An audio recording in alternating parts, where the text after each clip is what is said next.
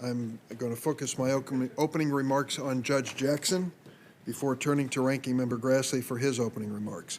We will then proceed to consider Judge Jackson's nomination, followed by the other nominees in the order they're listed on the agenda. For statements on Judge Jackson, I plan to alternate between Democrat and Republican speakers. I ask members to be respectful of everyone's time and try to cap their remarks at 10 minutes. Senator Grassley made the same request of members when then-Judge Neil Gorsuch received a committee vote, and the members by and large were cooperative. Today, the committee will vote on the nomination of Judge Ketanji Brown Jackson to serve as the Associate Justice of the United States Supreme Court. This is the fourth time the committee has voted on Judge Jackson in some capacity, a reflection of her extraordinary legal career. It's the first time that the committee has had the opportunity to advance the nomination of a black woman to sit on the Supreme Court. This is an historic moment for the committee and for America. During her hearing, Judge Jackson told us about her upbringing as the daughter of parents who attended racially segregated schools. She marveled at how her youth, on the heels of the civil rights movement, differed so much from her own parents' experience. Hers is a uniquely American family story. How much hope and promise can be achieved in just one generation? I'm proud we can bear witness to it.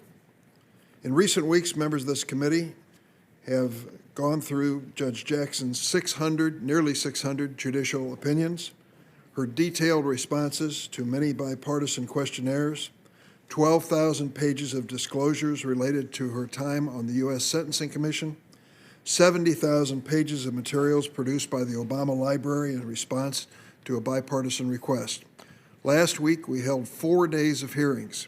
Judge Jackson was questioned for a total of 24 hours by this committee. Throughout this process, Judge Jackson has answered thousands of questions posed to her by members of this committee. In the course of this comprehensive review, a few things are clear. For one, she has impeccable qualifications. We don't agree on much in the Senate, but not one senator on this committee has questioned that she is well qualified. She has nearly a decade of experience on the bench at both the trial and appellate levels, clerked at every level of the federal judiciary, including for Supreme Court Justice Breyer. She has worked in private practice, and she served as a member of the Bipartisan Sentencing Commission. Judge Jackson would be only the second trial court judge currently serving on the Supreme Court and the first public defender ever to serve on the court. These critical experiences bring a missing perspective to the court. It is truly unfortunate that some are trying to use them as reasons to vote against her. These baseless attacks are belied by the broad support for Judge Jackson's nomination from across the political spectrum.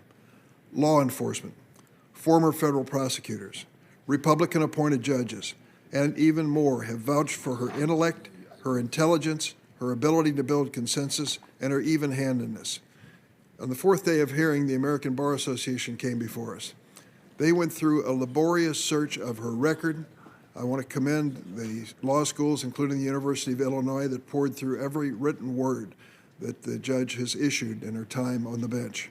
I also want to commend Judge Ann Williams, a former Northern District Court judge in the state of Illinois, and then a Seventh Circuit judge as well, who headed up the ABA committee.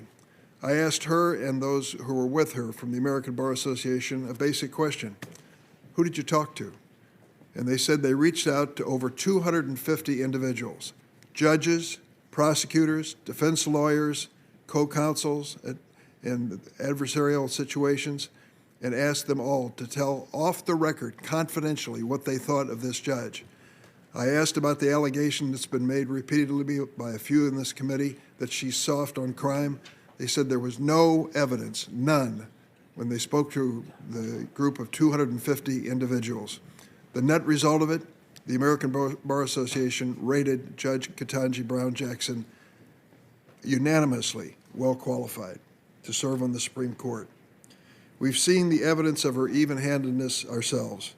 In her time on the bench, she has ruled for and against law enforcement, for and against immigration enforcement, for Republican administrations and also for Democratic administrations, for and against labor groups.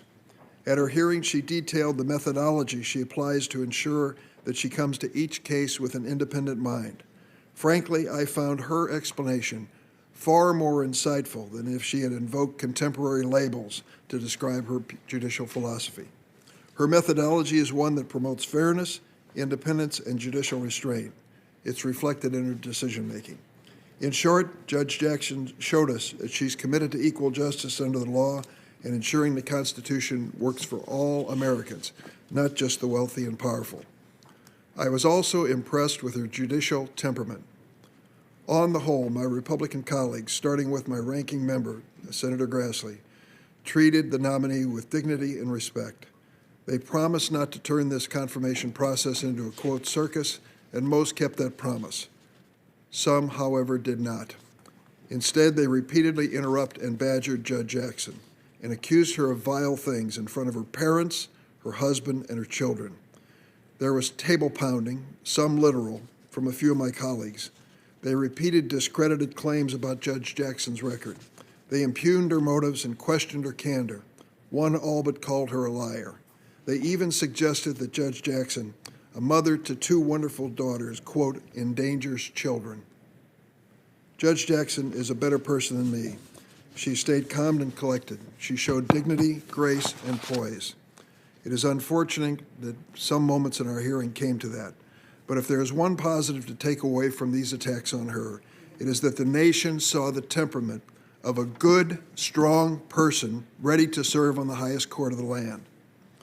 President Biden assured the American public he would select a nominee who is, quote, worthy of Justice Breyer's legacy of excellence and decency, someone extremely well qualified, with a brilliant legal mind, with the utmost character and integrity.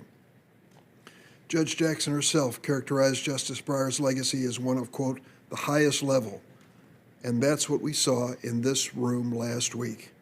Rather than simply another Justice Breyer, she will be the one and only Justice Ketanji Brown Jackson.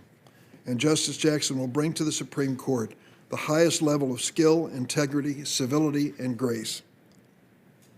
Throughout its history, this Senate Judiciary Committee has been the venue for some of our nation's most significant issues, debates, and nominees.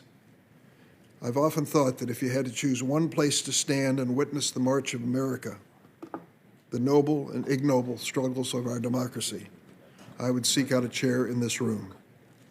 Today's vote is such a moment. This committee's action today is nothing less than making history. I'm honored to be part of it. I will strongly and proudly support Judge Jackson's nomination. I now turn to Ranking Member Grassley for his opening remarks. Yeah.